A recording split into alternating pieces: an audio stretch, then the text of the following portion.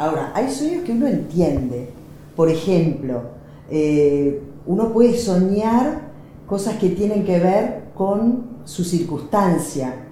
Estoy pensando, por ejemplo, en la época en que yo era estudiante, cuando estaba muy sumergida en la preparación de un examen, por ejemplo, soñaba con ese examen, de pronto más de una vez. Soñaba o que me iba bien o que me iba mal, claro. Pero soñaba con mi circunstancia, quiero decir, al despertar uno decía, bueno, sí, claro, estoy obsesionada con este asunto, estoy soñando con este asunto. Esos sueños, por ejemplo, ¿tienen alguna utilidad desde el punto de vista terapéutico, desde el punto de vista junguiano? Yo una vez tuve una paciente que era cajera en un banco, que todos los problemas que le quedaban por resolver, de noche soñaba y los resolvía. Y al día siguiente, listo, los hacía y estaba resuelto.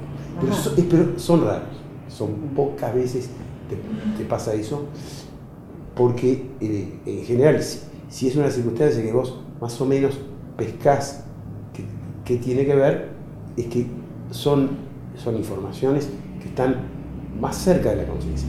El tema es cuando el sueño aparece o como pesadilla, por ejemplo, o como algo que uno no sabe a qué se refiere.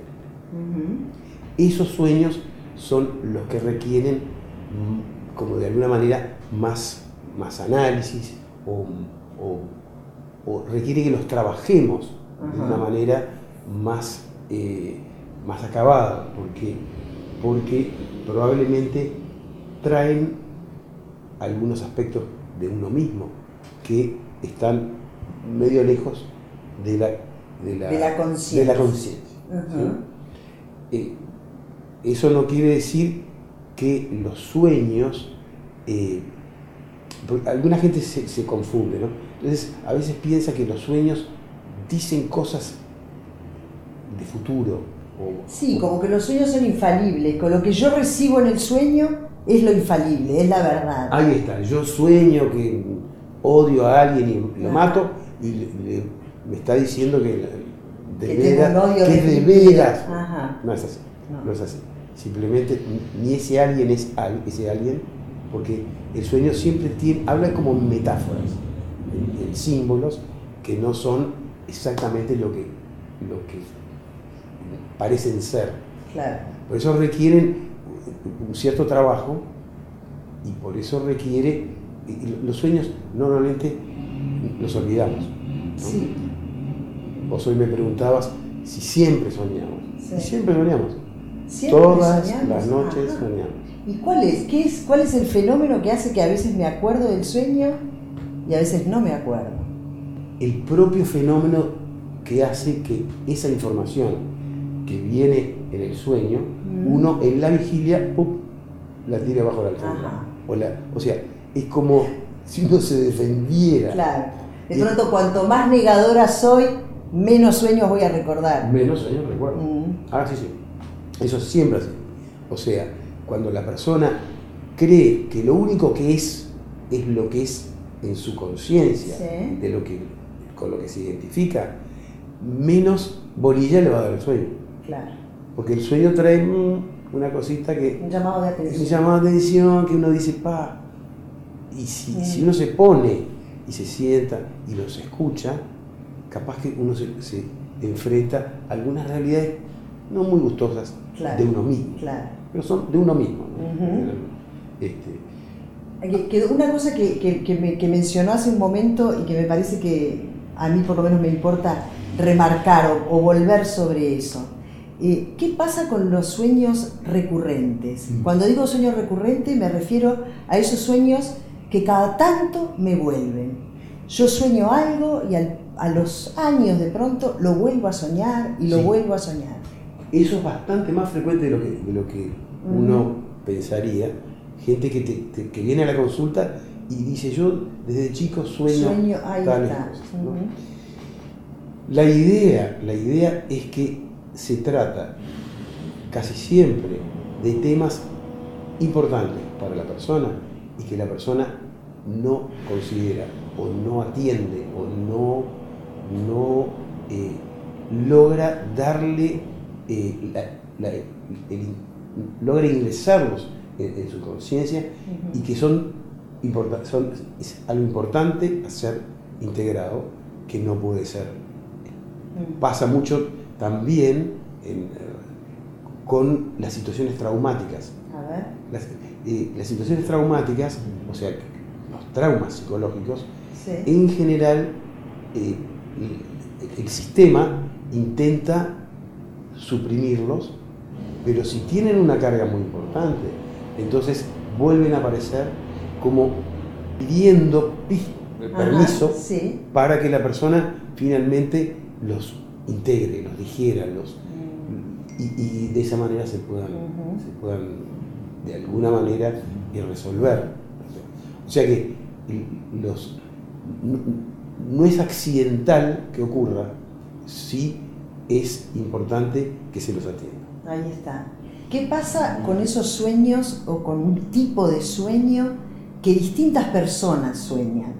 Me refiero a, por ejemplo, hay un ejemplo que yo siempre utilizo porque me ha pasado a mí y sé de otras personas que lo han soñado, que de pronto uno cae a un abismo y no termina de caer, o que está en un ascensor que nunca llega a destino, y que ese tipo de imágenes de sueños, muchas personas sueñan con lo mismo. Sí. ¿Qué pasa ahí? Ahí pasa que los seres humanos compartimos una cierta forma de estar en el mundo, una cierta forma de ser, que nos parecemos más de lo que muchas veces podríamos admitir. O sea, que así como nosotros a nivel consciente nos podemos entender, podemos utilizar palabras que que podamos compartir, también el inconsciente tiene modos similares de aparecer y de existir en vos y en mí. ¿Entendés? Entonces, lo que ocurre es que de todos modos, si los dos soñamos con el ascensor que nos llega, lo más probable es que si nosotros no nos ocupamos de ver qué es lo que significa para cada uno de nosotros, es decir, la forma puede ser la misma y el significado quizás sea distinto, que es lo que siempre pasa con los sueños. O sea, el sueño nunca es algo igual para todos, aunque tenga la misma forma, sino que cada soñante tiene que buscar el significado. Claro. Es otra cosa. Y sería buenísimo que uno los atendiera, pero a veces la vida va muy poco rápido. Ahora, si no los atendemos, se van a repetir. Eso ya lo sabemos. El psicólogo Pablo Gelsi, ha sido realmente un gusto conversar con usted. Hemos aprendido, seguiremos. Gracias. Gracias. En un momento salíamos afuera, a la parte de adelante, y veíamos todo el campo. Pero empezamos a ver que venía mucho viento, o sea, se levantaba toda la tierra y las hojas, y había como una presión y un calor, y se sentía muy extraño. Entonces empezamos a ver que en los árboles que habían enfrente se formaba como esa mancha, como la tele cuando se corre. Yo creo que en el sueño era más chica que lo que soy ahora, o sea, era niña. Y en la casa, en la habitación, por la ventana entraba una luz amarilla muy fuerte. Y todo empezaba como a temblar. Y ahí yo salía afuera a ellos y nos empezamos a dar cuenta que ese viento y la presión era como un tornado. Y bueno, pasaban ciertas cosas, habían algunos familiares y yo iba como de un lado a otro por la casa, por diferentes habitaciones, y en varias ocasiones miraba el suelo, ¿no? Y veía las baldosas que eran cuadradas de color bordo con un cuadrado blanco, y otro negro en el centro. Si vos tocabas el tornado, la mano se te desvanecía. Y yo ya no me acordaba de esa baldosa. Mi amiga me decía, esto es como un tornado como de espacio-tiempo, como si vos te metías ahí adentro desaparecías, como toda esa realidad se cambiaba. Y nos asustábamos y empezábamos a correr, queríamos evitar eso. En el sueño vino ese recuerdo, esa información que en algún lugar estaba, y a través del sueño volví a recordar el diseño tal cual de la baldosa, y lo comenté con mis familiares y sí, era así. Nos encontrábamos como rodeados de esa pared, como que adentro del tornado, y si vos lo tocabas, pasaba eso, tu mano se iba como desvaneciendo y se desaparecía. Y lo peor era que el tornado se iba haciendo cada vez más chiquito, y estábamos los tres adentro y en colapso y nos íbamos a morir por eso. Y cuando estábamos a 3 segundos de que nos aplastara, me desperté. Asustada, obvio. Y ese es el sueño.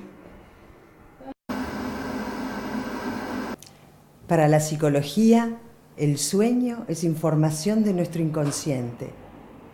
¿Qué es el sueño para el arte? ¿Qué es el sueño para los místicos? ¿Qué es el sueño para las religiones? A lo largo de este ciclo seguiremos indagando sobre el gran protagonista, el sueño. Los invitamos a una próxima entrega de Inside. Hasta la vista.